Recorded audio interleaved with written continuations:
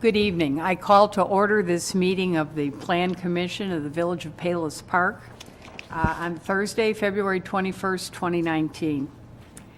Would you please read the roll call? Julie Kay, Here. Matt Dill, Rich DeBoer, Dan McCarthy, Here. Ed Marson, Here. Phil Wegley, Here. Mary O'Connor. Here. Thank you. We need to approve the minutes from the meeting on January 17, 2019. I move to approve them. Do I hear a second? Second.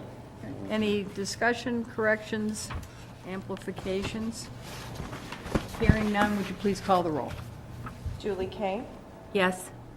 Ed Marson, Yes. Dan McCarthy, Yes. Phil Wegley, Yes. Mary O'Connor. Yes. I'd like to call to order a public hearing related to PC 2019-01. The Village of Palos Park is proposing a text amendment to Part 12, Title 6, Chapter 1280, Section 1280.08 of the Palos Park Village Code to add a new subsection C thereto, which shall permit second-story additions to certain non-conforming structures. And this item is continued from the January 17, 2019 Plan Commission meeting. Would someone sort of summarize what the discussion was at the prior meeting? Lauren, I wonder if you should step in here. Yeah, I can handle that, no problem. So at the January 17th meeting, I presented a text amendment to the commission regarding second-story additions on existing non-conforming single-family dwellings. Non-conforming meaning that they're non-conforming with respect to setbacks. They're located either closer to any, either the front, the side, or the rear lot line. Much of the discussion was centered around lots less than 1 acre in size, because I utilized 3 examples from the prior year in which we processed a variation for second-story addition to a non-conforming structure, which was non-conforming with respect to setbacks because the lot was smaller than 1 acre. The variance was granted based upon the hardship that the lot was less than 1 acre and the imposition of setbacks based on that are designed for a 1 acre lot created an undue burden on the property. And the evidence of repeated variances with that being used as a basis that are similar in nature is evidence for a text amendment. It tells us that the code isn't working properly for the situation, for the development patterns in town. So there was some discussion about that. Ultimately, the Plan Commission was very supportive of the proposed text amendment, though there was discussion about garages, which could be located very close to a side lot line. And so ultimately it was voted that that there would be a limitation. The recommendation would be to permit second-story additions so long as the building was not closer than the maximum allowed variance, which could be granted from a side lot line, a required side setback, which is 6 feet.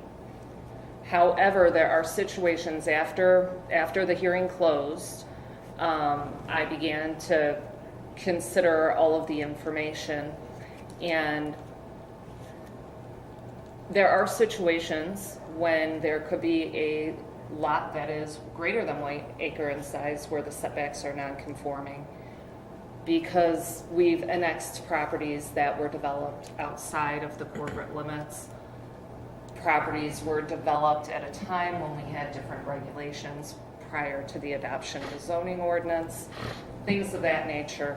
So I processed 3 subdivisions last year that the Plan Commission considered where the existing house was non-conforming with respect to at least one of the required setbacks.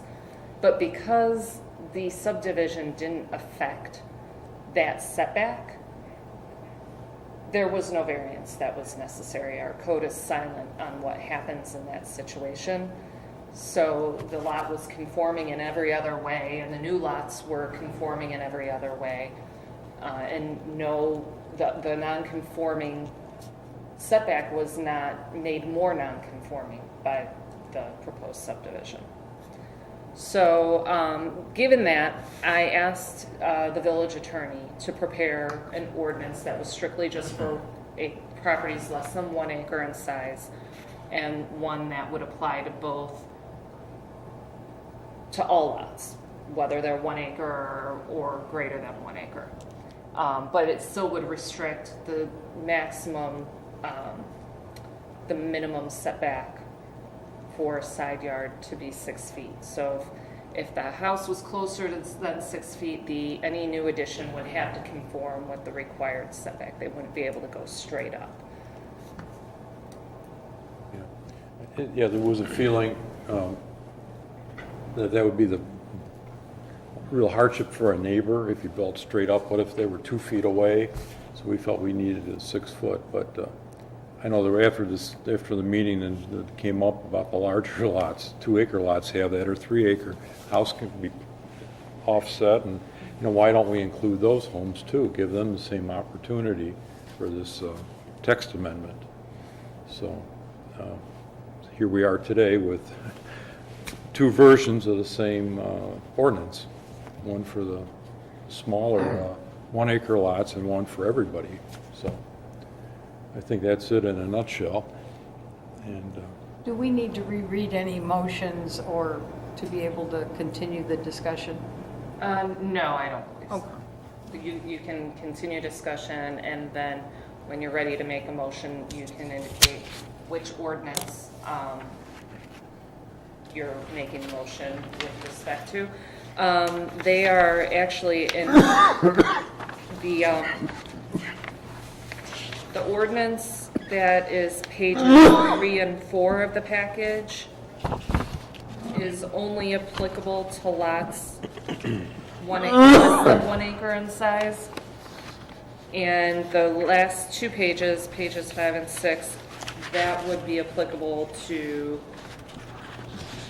all lots. okay.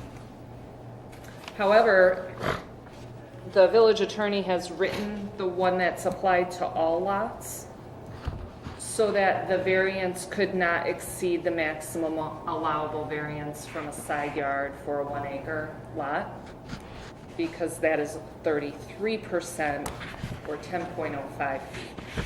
So on larger lots, they would actually not be able to encroach any further than up to 10.05 feet from the side lot line. Okay.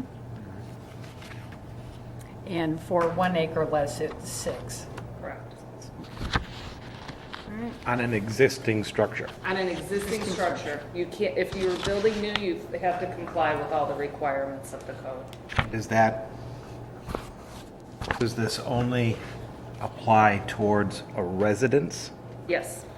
So if somebody was to say, like myself, I'd like to put a second story of storage on an existing garage, and that garage may be under 10 feet from the lot line. If Well, it it's, includes the garage. No, that's an accessory building. It's an accessory building. It I don't- includes the if garage. it's attached to the principal structure, though, it's part of the dwelling. But if So it's it does say single-family residence. If it's detached, they wouldn't be able to do that. It's only for the principal structure. Is that what you're asking? Yes. Strictly storage, not living But this Yeah. all has to do strictly with residential zone. Residential, okay, so it's not like a, Not, because I think about it, with just my house in particular, I'm so far back from the street, and the usable footage off the rear of the house is, nothing. And the garage was built, it's nowhere near as old as the residence, but I am sure it was built long before. There are a lot of real strict codes. And I had thought about doing something on the second floor, and if this is, I don't know if it's 10 feet from the lot line, It's detached? detached. Yeah, you would not be able to do it on an accessory structure. This is only for the single-family residence. Okay.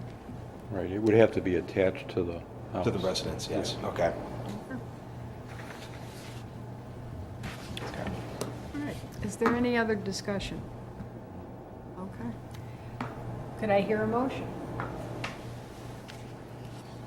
Go ahead, Mr. Ed. I'd like to make a motion to actually go with all the lots. So, I make a motion to recommend that the village council approve the proposed amendment to section 1280.08 of the Palos Park Village Code is hereby amended by adding new subsection C thereto, which shall permit second-story additions to certain non-conforming structures on all lots. And you're recommending ordinance number 2 on pages 5 and 6 of our packet. Correct. Okay. Do I hear a second? Second. Any other discussion before we call the roll? Are you suggesting that this one ordinance text amendment will cover everything, or are we going to go back and do? I misunderstood. If you're, does this one ordinance cover everything? So this section, the non-conforming uses and structures section of the code is written in such a way that I am unable to modify the text in this way to apply for every single lot of record in the village, because we have these caveats on properties that were part of the village before or after 1952. And so this applies to those lots that are subject to the provision that applies to those properties annexed after, I believe, 1952. So there's going to be a significant portion that it would apply to, but there could be some that we might. Well, my question is, do we need to pass both? Do we need to do both No. text amendments or not? No, the second text amendment applies to all lots, 1 acre and those less Understand than that. an acre. So, I guess I'm a little confused. Why would we have? It seemed to me there was a difference between the two. The 10 feet and the 6 feet? Right. So I guess I'm confused. Does the motion that he just made and the text amendment that would apply to do what we want it to do with regard to lots that are less than 1 acre? Yes. Okay.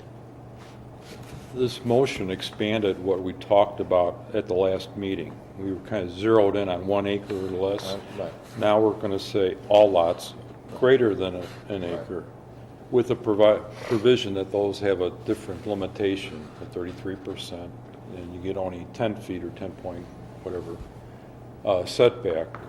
The reason for that being was the commission determined that the limitation for lots under 1 acre would be that setback, that minimum setback that was allowable under the variance provisions for lots less than 1 acre in size. Lots less than 1 acre in size can request a variance up to 60% of the minimum side and rear yard setback for an addition that is less than 50% of the square footage of the building. If it's more than 50%, the maximum setback that they can request is 33%. Lots 1 acre in size, the maximum setback that they can request from a side or a rear lot line or front lot line is 33%. Lots less than 1 acre in size can request a variance of the front lot line, front setback of 33%. It can't do 60% from the front yard setback. So that's why, that's how this is written, so that you would not be able to build an addition that encroached further to the side yard, then that could be granted by variance anyhow. A second-story addition. Second story addition. If they wanted to do a first story addition, they would have to look to ways to comply or request a variance. But that's still the 6 feet for less than 1 acre lot, is that For correct? a side yard. All right. What about a rear backyard? The rear yard is, required Is that the same? rear yard is 50 feet. 50 feet. That's 60%, so that's So they could go down to 20. 20 feet. But we don't, in this text amendment, we did not discuss granting the same relief for rear yard setbacks or putting the same limitation on rear yard setbacks. This is the way it's constructed, because we added the limitation for side yard setbacks, is that a rear yard can go up no matter what the setback is. We didn't put the same limitation on side yards. If you want, we could add and rear yard setback too. Well, was there some reason why you didn't? I think. I don't know that Well, I care. think You we made a did. motion? I think we felt there wouldn't be the same concern with the neighbor to the rear, that there was more flexibility. Side yards, you could be a lot tighter. You know, we saw more of a conflict there. Depends on how they're configured. Right, we don't know. Everything is different. We don't know. I think that our properties are all very unique, and none of them Yeah, they follow, are. very few of them follow the standard Right. layout. Absolutely. So it's within the commission's purview if you wanted to place the same limitations on rear yards. It would be very easy to make the motion to include Just guess I don't know how we would have. the provision that they also, the same language also apply to It's rear bad yards. on the side there, why wouldn't it be bad on the backyard? I mean, it was your point, you know. Yeah, I just saw more of a, I think we saw more of a point or problem with. It's more normal, it's the more, side. it would come up more often, but I mean, I've got a guy, you know, behind me, and I've already told you where my thing is, it's like, I don't know why it would make any difference. Okay. We've just got to make this a public hearing, not a conversation. Would we like to add language on the rear setback, or would we like I to? don't really care, I just Well, I don't, mean, I don't know. this would be a I'm not good sure time to there's- cover I'm not- that. I'm not sure in my mind, I'm not sure, I'm not sure I'm not sure why we would make a distinction between, if we're worried about the neighbor, why wouldn't we be worried about the neighbor when it's a backyard issue as the same as we would if it's a side yard issue? Because, again, Payless Park is irregular in every respect, and somebody may have an attached garage. And, I mean, I could think of 4 or 5 lots right now where the neighbor, because the angular lots and building placements on the lots, where somebody might have an attached garage, and boom, they put this thing up, and the guy's, I mean, his house is right there. I mean, again, I'm supporting your point.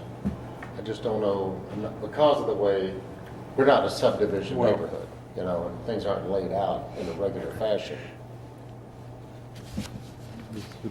I'm not. If I'm I not can taking summarize issue. what Yeah, you're saying, yes. you could have a rear yard that's 5 feet.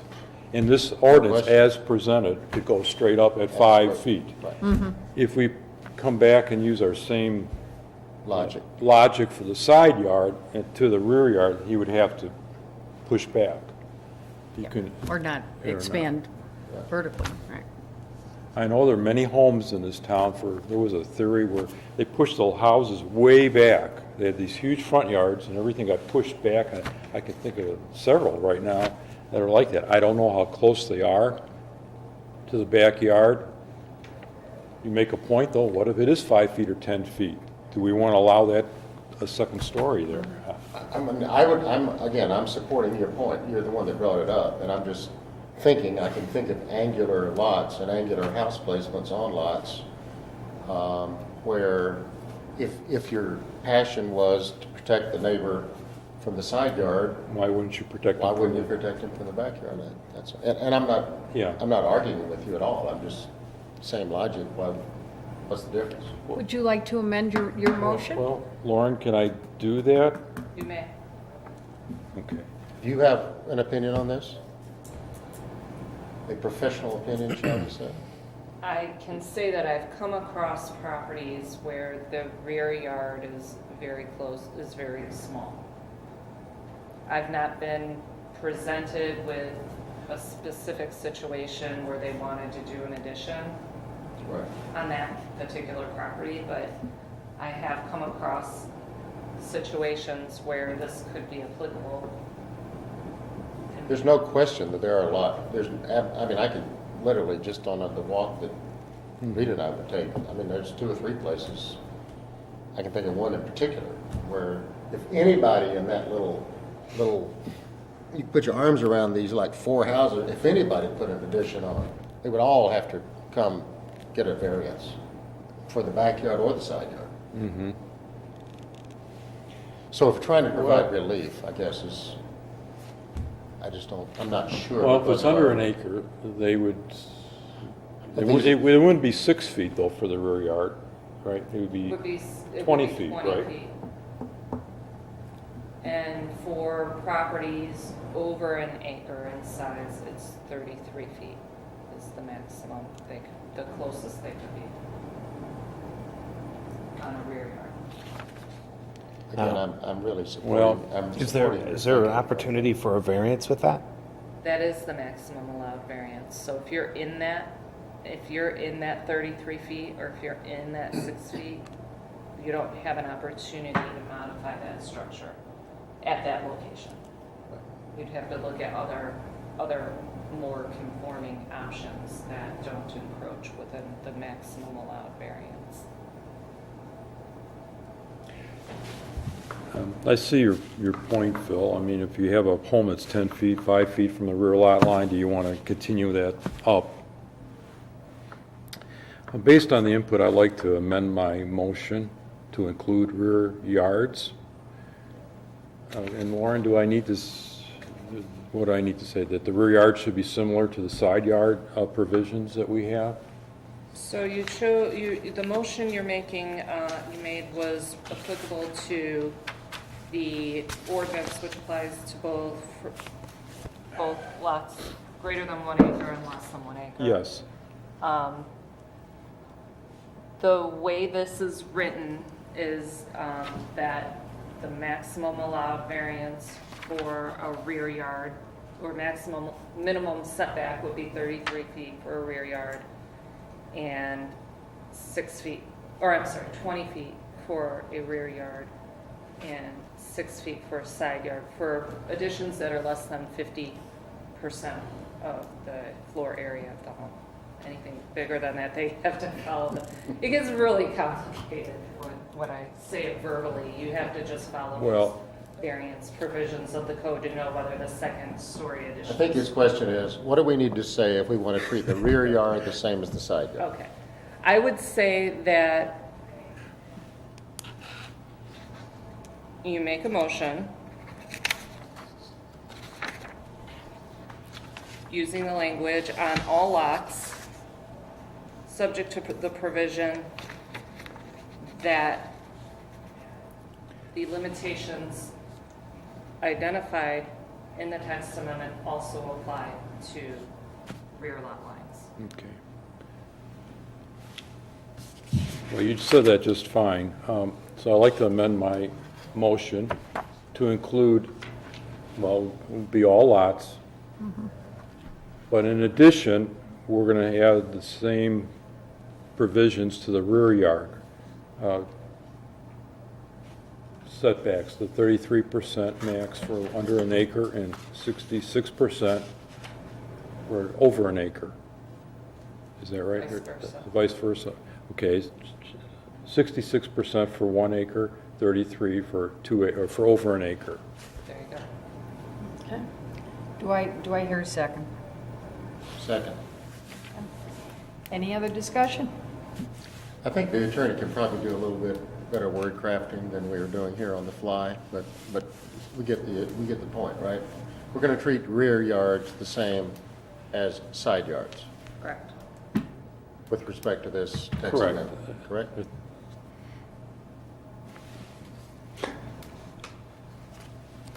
Could we take a vote?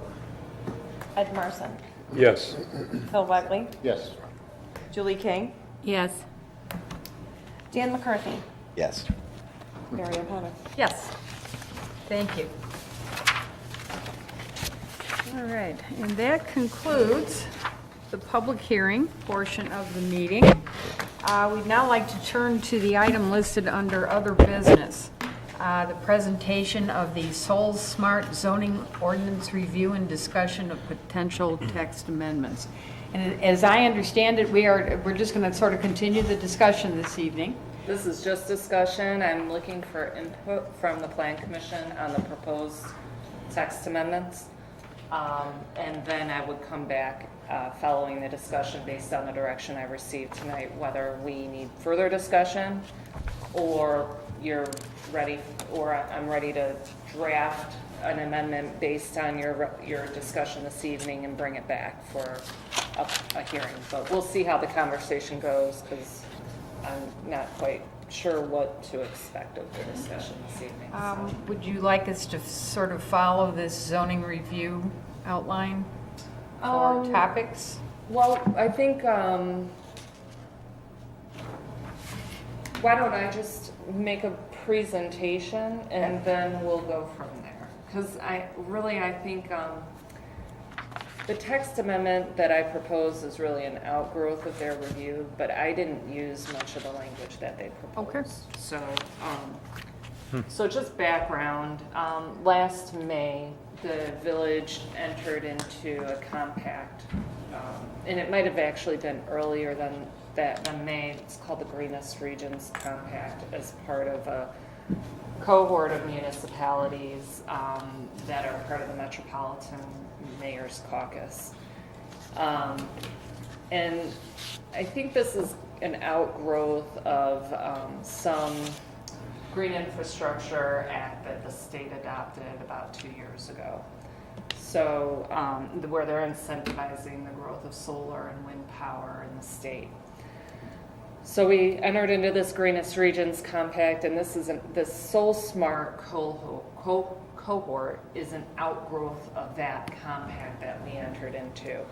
And the mayor and the council committed the village last May to participate in this group of municipalities that's a subsection of those that are participating in the Greenest Regions Compact, in which we agreed that we would pursue Soul Smart designation. Soul Smart is a nonprofit organization similar to, for architects, LEED, which stands for Leadership in Energy and Environmental Design, which is a designation program that you can use to, as part of the construction, and then once complete, you obtain designation that your building is environmentally friendly to a certain degree.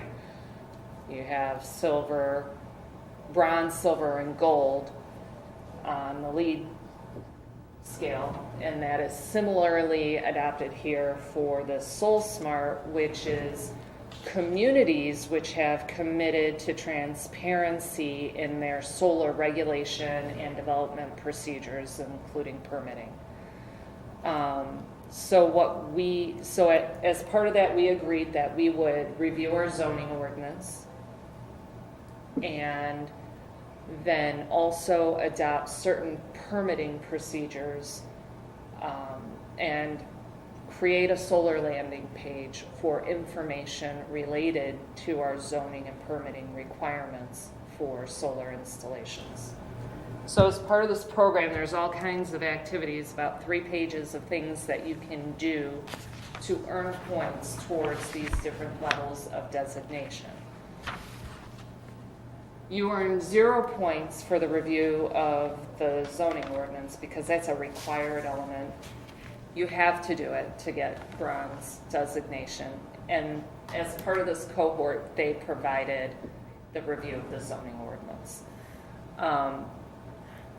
So that's included, that review is included in Exhibit 1. And I agreed with all their findings in terms of the areas of barriers and restrictions that they identified. They identified 2 categories.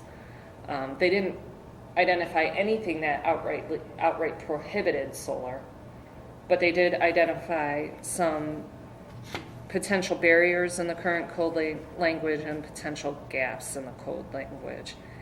And then they included some language that provided more restrictive or less restrictive ways to amend our code to be more transparent. Just to inform the commission, the zoning ordinance classifies ground-mounted solar equipment as an accessory structure.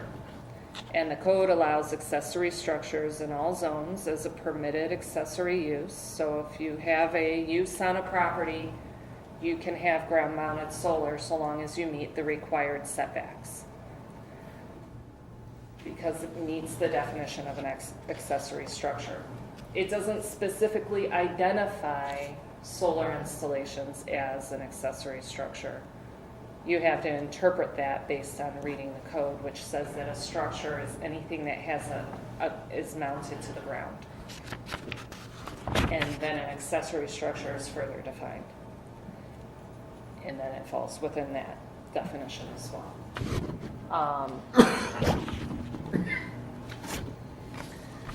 The required setbacks for an accessory structure are 15 feet from all lot lines. And there's some conflicting language, confusing language in the code that I identified, which isn't very clear whether one section should apply that would be make it more restrictive with regard to front yards and side yards for the location of accessory structures.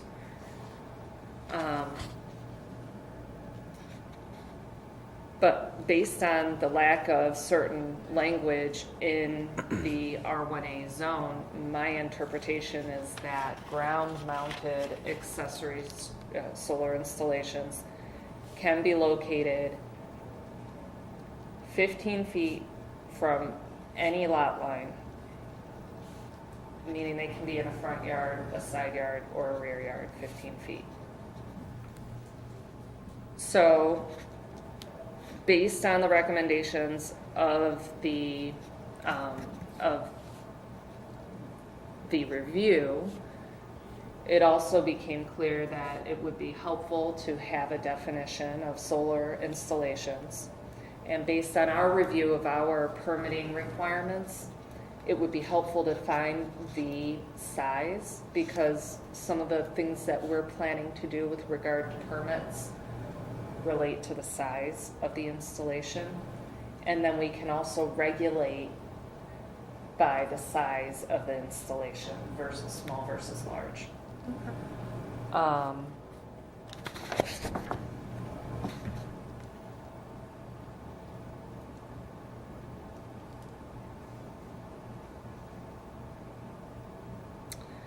So one of the potential barriers in the current code language they mentioned was that accessory structures in front and side yards are limited to 9 feet in height, and in rear yards are limited to 15 feet in height. They recommended 15 to 25 feet in height, which I did not think was consistent or compatible with the character of development in our community. So I would not be recommending that. I would recommend to allow heights. Right now, the code allows heights greater than 9 feet in the rear yard if you set it back 5 feet for each 1 foot of additional height. That does not apply to the side or the front yard. I recommend, in recommending that, we apply that provision to the side yard by right for these installations only, but not permit front yard installations at all by right. They would require a variance and be required to be located a minimum of 50 feet from the front lot line.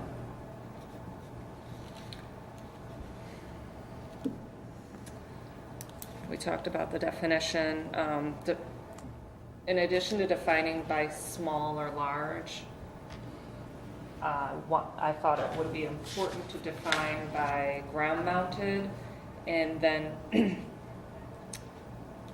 I've been thinking through, if we have ground mounted, we might want to also identify roof mounted, but roof mounted installations become a mechanical appurtenance when they are mounted to the building. They are exempt from all height requirements. In the past, you would see on residential structures these things that would move with the sun. That's not the current technology. They're mounted typically parallel to the roof of the building, usually about 6 inches, maybe 12 at the most, away from the roof. And the requirements by the building code require there to be the ability to, for a person to actually navigate around the panels for maintenance purposes on the roof. So they're going to be set back by the requirements of the building code from the edge of the roof. So they're not going to be likely to project above the roof line when they're mounted on a pitched roof. If they're mounted on a flat roof, they may be, raised up. So that's for your information, for you to consider. I talked about having the definition of an accessory use include specifically ground-mounted solar installations, so that it was clear that it's an accessory structure that is permitted by the code. I also propose to add that as a permitted accessory structure in all zones, just to make it clear. The code already allows for that.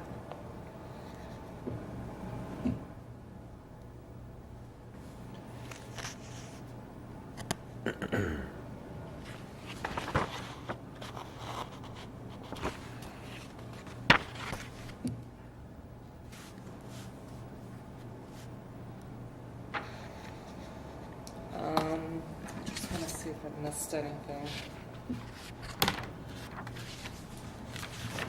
Small scale and large scale installations. The way I've written the proposed definition is that small scale would be anything less than 1,750 square feet in size and approximately 10 kilowatts of output. But that is going to change over time. The amount of, right now, that's what the output of that size installation will be. Over time, that may, the amount of output may increase as the size of the installation decreases with the technology improving in efficiency over time. Yeah, I mean, I think that's the largest thing about this whole thing is that the technology has come so far within the past 10 years. I don't know, mounting these solar panels like this, I think is going to be a thing of the past in the next There's all kinds of I mean, Tesla's got roof shingles that are, roof shingles. They're starting to solar. make building materials that are solar collectors for, siding site materials that are solar collectors. Though the efficiency is going to have to come up because it is essential to have a certain minimum angle right now to get a sufficient efficiency. That's part of the reason why we don't need, the panels to follow the sun anymore, because they've gotten more efficient in collecting the sun's power, so they don't have to meet the most optimal angle, with the sun.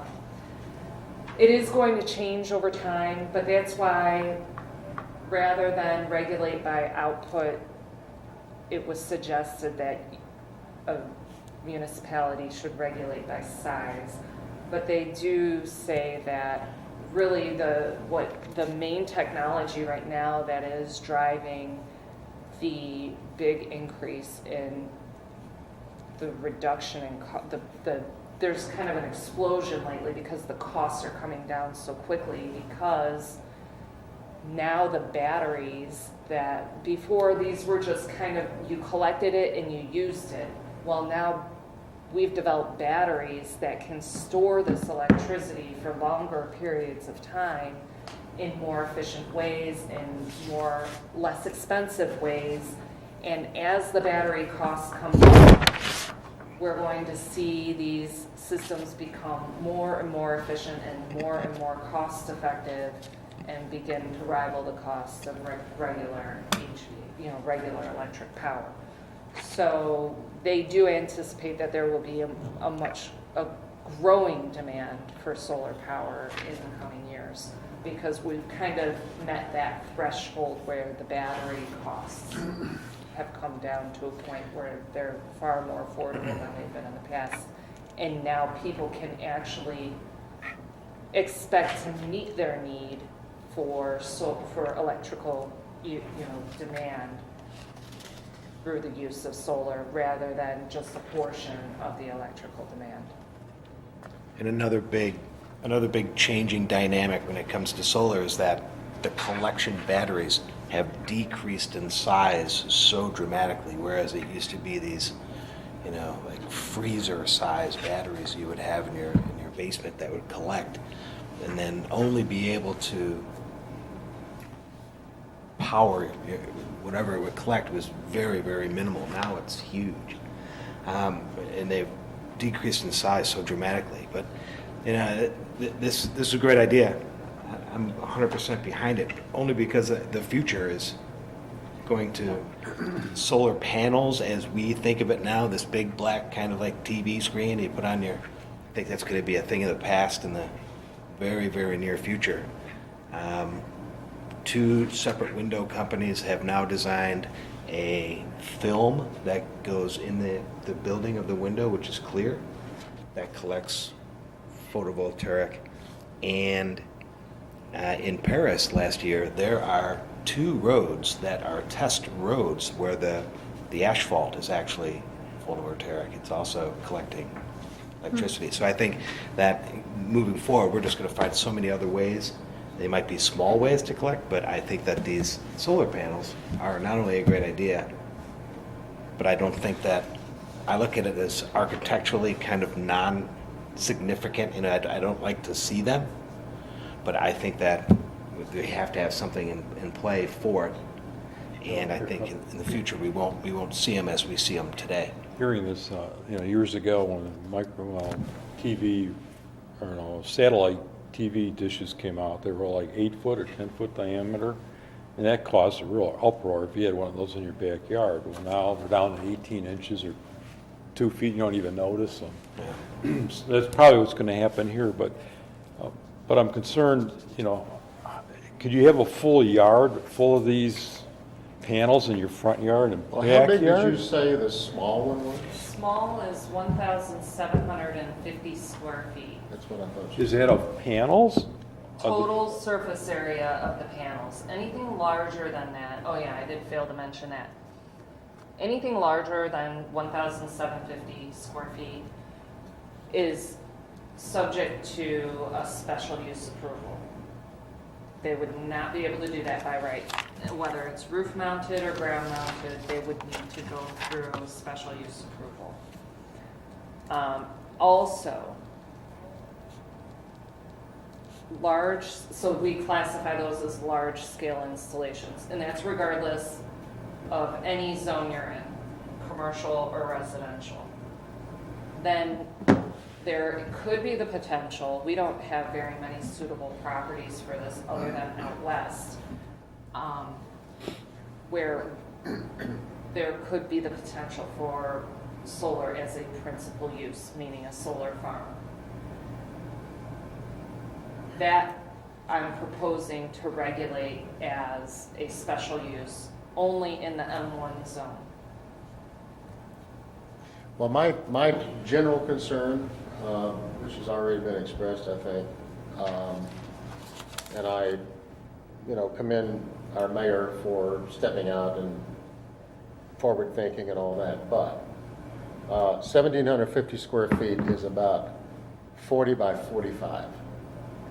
Meaning if you laid it flat and you were like a typical 50-foot setback, you'd go all the way from your back door to your rear lot line and probably as wide as your house. I mean, Pretty large. do we really want that in Palos Park? Come on. Well, see, that's just the thing. I think that But, well, Palos let me- Park let me- is not let me going to be finish my a. thinking. Just on piggybacking on what you said, I think this whole thing may be, I don't know, I mean, it seems to me we're trying to dealing with outdated technology. I mean, I can't imagine we would want to permit, even if it's in your backyard, a ground-mounted 40 by 45 structure to catch solar energy. So you. I mean, seriously. You should suggest restricting the size. I've seen municipalities, it's apples to oranges. I haven't seen others, though I've looked at a handful of other ordinances, but I did note the city of Chicago, complete apples to oranges. They're very small lots. We have much larger lots, but they completely prohibit ground mount Yeah. solar. That's kind of where I'm going with it. First of all, we got too many trees, except for, there are places where, in our community, where you could do solar collection. Most of our lots are going to be, particularly the rear and side, are going to be way too shady. If you put it on the roof, that's a different story. I can see that. We don't have a lot of flat roofs, and I do understand the angles and all that stuff. I don't know as much research as you do, but, I generally get it. But I guess my honest thinking is, number one, we're dealing with soon-to-be outdated technology, it sounds to me like. And do we really want this kind of, the answer is no, we do not want. We don't want a 40 by 45 ground-mounted structure in the back of anybody's yard. Why would we want that? It also encourages getting rid of trees. If I was going to put that in my yard, which of course is irrelevant to Right. me, the whole point would be, I would say, I really want this, and I'm going to take down trees. Solar and wind and all that stuff, all of us sitting here, I'm sure would get behind that. But in the practical application of it, Yeah. particularly in a community like ours, I'm kind of with what I Lauren just said. I don't think. care though if it's on the roof. Well, we Well- probably do, but we don't care. I mean, as much. I don't care like towers and Right. front yard. Well, most of the trees are higher than most roofs in this town. Right. Yeah. You still would have a problem. I think fundamental problem, we're in conflict with our tree ordinance, and Anyway, Yeah, no, I think in theory, Palos Park getting behind this kind of initiative is fantastic. Then again, this is not the best test community for it No. because of the landscape, and those kinds of structures are very costly. well, I mean, they're mammoth. yeah, and to think The structure that you have to keep the hurricane or tornado from blowing it away. I Right, mean, so, it's I don't think you'd insulation. see, I think the verbiage is as such, and the definitions of what you can put out there have to be set, but I just don't think you're gonna see it. I think you'll see them, I don't think you'll see a few on your roof and that kind of jazz, but There is somebody. actually a solar thing on one of the cut-through streets that I take when I'm going south between 131st Street and like 135th Street or whatever that is, through an unincorporated area of Palos. Okay. There's a small one that's probably 2 or 3 feet wide and maybe 6 or 8 feet tall, mounted on a pretty sizable steel post right out by the street. That's one reason I see it. Again, it's unincorporated, but I can imagine, I don't like to look at that. Of course, it's not my community. I mean, it's not my neighborhood, but I don't like to look at that, and I'm sure the neighbors don't either. But just multiply that by 20. You're right. I don't like to, like I said, I don't think they're architecturally significant at all. They just don't blend, but, and I think you're just not gonna see them. I mean, I couldn't put one, there'd be no use to put one in my. Since this is discussion only, my sentiment is, and I think we all are 100% behind the idea of alternate means of energy. But from a practical standpoint, ground-mounted stuff is probably not appropriate for our community. Certainly not in the old part of the park. Roof-mounted could be, but I'd need to see more detail on what that might look like and so forth. As soon as I read ground mounted, and I thought, there's no way I could vote for that. So there is potentially federal legislation that may obligate us, and I'm having legal look into this. I attended, probably in 2010, there was a rollout of a federal Green Energy Act. So I will be getting additional information on that, but we may not be able to completely prohibit this. And in particular, the council did commit us to go through this, so. But they want our opinion. No. Otherwise, we wouldn't be talking about it. Absolutely, so, At this point, we're not wild about ground mounted. and I read Unless that somebody loud and twists clear. our arm. I read that loud and clear. I think roof mounting is worth exploring. But what if somebody wants a windmill? We have not included that in this. This is strictly for solar. Maybe we should add that. It would also be an accessory structure, but it would be subject to the height limitations unless it's considered a mechanical appurtenance and it's attached to the building. And that would be a mechanical appurtenance as well. It's an energy collection device similar to solar panels. Really not, it looks a lot different, but how is it any different than connecting your house into the electrical grid via wire? It looks different, but effectively its function is the Well, I guess same. I'm just suggesting maybe we should not just think solar, that there's some other alternatives that people might be interested in. Might be a good time to include it. My house used to have a windmill in the backyard, Really? like 100 years ago, seriously. The house I We grew have a up picture in of it. had a windmill to do a lot of things. But with all our trees, you have to be above the tree line for those to work. That is true, that you need to be above the building line of the surrounding area and likely the tree line for them to work properly. Yeah. One thing that I have come across is an interesting tool that I can share with you. I've put together the solar landing page, and there's a couple resources out there that you can look at your own rooftop and see the solar potential of your rooftop. And Google has done this great thing and analyzed your property with respect to the trees that are on the property and the angle of the sun, and to determine the potential energy that you could collect on your roof. So I'll share that with you. You can look at it also village-wide. It can go down to the property level, or you can look at it village-wide. So it's interesting, yeah, we definitely do not compare with some other communities that we're heavily shaded because of our tree growth. But I guess if the commission chooses to either prohibit or greatly recommend prohibiting or greatly restricting ground mount, there could also be consideration in the language towards preservation of the existing trees to prioritize preservation and conservation of the trees over permitting a ground installation. I think we could probably agree on that. Yeah, I think we Definitely. could probably come up with some language to address that.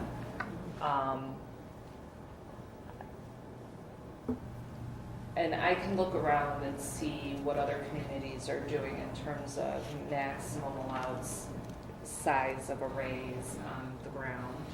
So I can do some additional research. It won't be 1,750 square feet. Can almost guarantee you.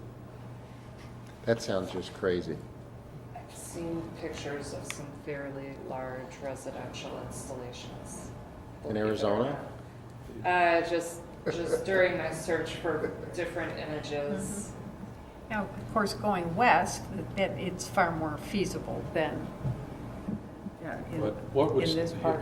being in, what if someone, the neighbor to the south of this wind or solar farm puts up trees? And So in they're 30, gonna 40, they're gonna set their panels back from the property line sufficiently so as to protect the angle of the sun. I mean, that is one issue I've heard about, the shade thing. If the neighbor builds a two-story house and all of a sudden he puts a shade on his neighbor, now what's the legal ramifications there? You see a lot, it's a whole nother issue. Another thing that I've heard about glare from glossy surfaces kicking back into neighbors' houses. It's happened, I know in Los Angeles, there was a building where that was a major problem. It wasn't really a solar collector, but it was an all-glass building, and it caused a major problem. And they had actually sandblasted the glass and cut down the reflection. Yeah, you start to open up other problems with these things, and The glare issue has been reduced over time. It's not as significant as an issue as it was in the past. okay. And they have indicated that the glare of the panels is really no different than a window. Similar level of reflection, and in fact maybe even less. So I think I remember seeing a couple of roof-mounted installations in the village somewhere in my there's foggy one, brain. and we actually have issued a permit for a second just this past week. So. I was just going to ask, was there a permitting, I mean, do they have to go through anything, or they just go do it? We don't know how the first one got installed. We looked. We were unable to find a permit for it. Well, I'm not pinning any tails on any donkeys here, but is that something they should have asked about? They should have gotten a permit for it. There's all kinds of permits. Just because it's construction or whatever, right? Yes. Not because it's specifically referred to in our ordinances, obviously, but No. It's at a minimum, it's an electrical permit because you're installing electrical feeds into your feeds system. to your Right, okay. your electrical box in your house. And to be perfectly honest, when I look at work that's done without permits, I'm far more concerned about somebody doing electrical work without permits and inspections because it presents a significant life safety hazard if it's not installed properly. Than I am on some other types of work. So, that I don't know how long, Teresa, you recall our conversation on that? They've been there for a while. Like they predate. I don't. Yeah. Yeah, the one I'm thinking about, I can't even remember exactly where it is, but the one I remember seeing has been there for a few years. Yeah. one that, we did just permit one, but ComEd also has permitting requirements. You have to have an interconnect Yeah, agreement I would with think so. ComEd. Yeah. So, I mean, it's not insignificant, the hoops you have to go through. The contractor needs to be certified by the state. They have to be a licensed state distributed generation contractor. So, I mean, this is important stuff. It Yeah. will require everybody to abide by this. Well, we love the idea, just the application. Sure. The details. And We this have is, to start somewhere. It's all in the We have to details. start somewhere to get to an ordinance. Right now, they're allowed pretty much anywhere, and there's no limitation on the size. So, you know, we're better off regulating. We probably ought to than fix not that doing pretty anything. quick. We need to regulate it.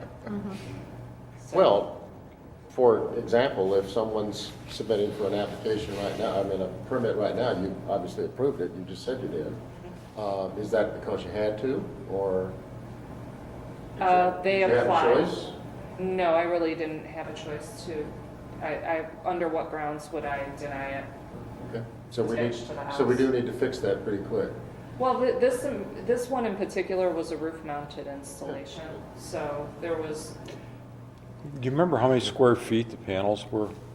I think they were somewhere between 600 and 700 square feet. It's a relatively small Total house. or each? In total. They're putting them on both the house and the garage. It's a And they very let- small house, I see, it lays right on the slope of the, yes. so, okay. So it blends in architecturally. Okay. Are you kidding? Well, it's not It blends in angularly, Angle- but not on an angle. architecturally. Yeah, they don't, they stand out. You'll see them. Yeah, they're real obvious. the, not exactly sure how to ask this question, but this Soul Smart program, does it relate to any larger initiatives with goals that would want houses to be retrofitted and, you know, You mean in terms of like our comprehensive plan? well, or just,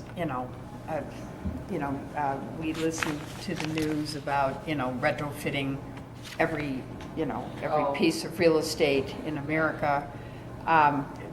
This particular program is not associated in any way with that type of Well, ultimate program, or? not that particular one that you mentioned, but like I said, it seems as if it's an outgrowth of this Illinois legislation to incentivize Green energy. solar in the state, the growth and use of solar photovoltaic energy in the state, and that they are incentivizing solar farms and trying to get communities to buy their electric from those solar farms, and similar to wind power, we do that with our electrical aggregation right now. So it supports solar, and I don't think I don't hear anybody not supporting alternate energy, so.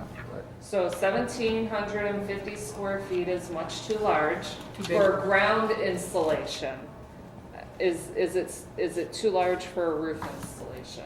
Well, I think Some I of our heard that homes 10 are square really feet was too large. big, Well, if it's a ground. If you just think for a minute, if you have a Just not roundabout 1,750 square foot flat roof, that's a 2 stories, 3,500 square foot house.